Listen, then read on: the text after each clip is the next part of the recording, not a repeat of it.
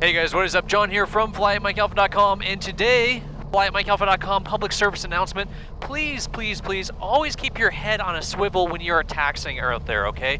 Always be looking around, and if at any point you become disoriented, don't turn on your iPad and start looking down. Just say, oh, okay, yeah, no, everything's fine out there. I don't have to look where I'm going. I'm just gonna look at the iPad, and I think I'm on this taxiway, and this all looks fine, yeah, and okay. So don't just look down here and look at this map and try to figure out exactly where it is you're going, because, you know, you'll probably wind up killing Bob. And you don't want to do that. You don't want to kill Bob. You don't want to have to explain to Bob's children why Bob's in a million pieces just because you couldn't stop the aircraft to look where you're going. The most important thing to do is come to a complete stop when you're unsure of where the aircraft is. Then, once the airplane's at a complete stop, then you can query ATC, ask for progressive taxi instructions, reference your taxi diagram. Do all that when the airplane is not moving. Do not try to look down and be looking inside the cockpit. Never have your eyes inside the cockpit when the aircraft is rolling, when those tires are turning.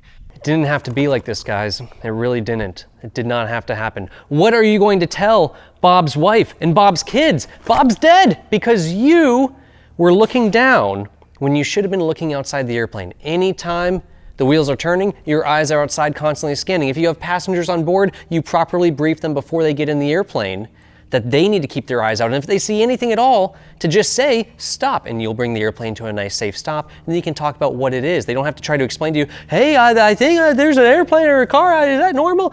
No, if they think something's unsafe, they can just say the word stop. Now you can think all this is silly, but really why we're making this video here is I see all too often people fire up, they start taxiing, and they're still programming radios. They're listening to the AWOS while they're on the roll, trying to adjust an altimeter setting, trying to program in a squawk code while they're getting it from ATC while the tires are turning.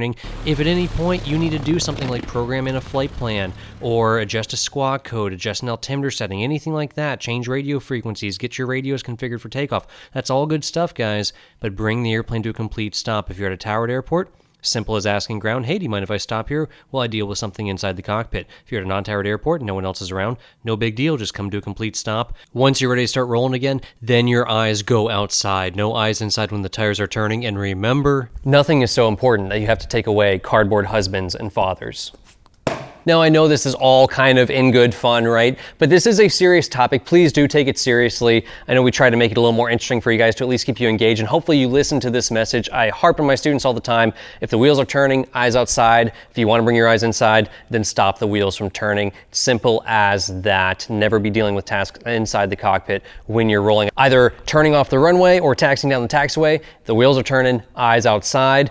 That's it for this video, guys. This is all part of our What's Inside of an Airplane / Let's Destroy an Airplane video series / Let's Destroy Cardboard Bob video series. There's a lot here on YouTube. You can check out the playlist if you guys want to see more Cherokee videos as we take apart this airplane and explain to you every little piece of what's in here, as well as have some fun as we tear apart this airplane. And then, of course, if you guys want more, you want to learn about what's inside of a magneto, what's the inside of a vacuum pump look like, what's behind the panel look like, how do electrical fires form, all that stuff. We can find many more videos on flyatmikealpha.com.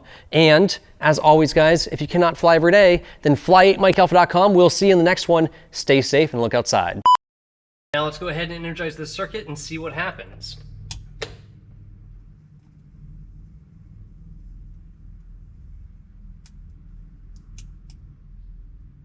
So this time, it would be a really good idea to turn off the electrical supply. The electrical supply is now off because you probably smelled some terrible smoke, but you can see things are still smoldering. Luckily, this is a small bundle of wires, not near anything else. But look at what your seat is made of. This is made of wood. If that was happening underneath a wooden panel here, well, you can bet your butt would probably get a little bit warm.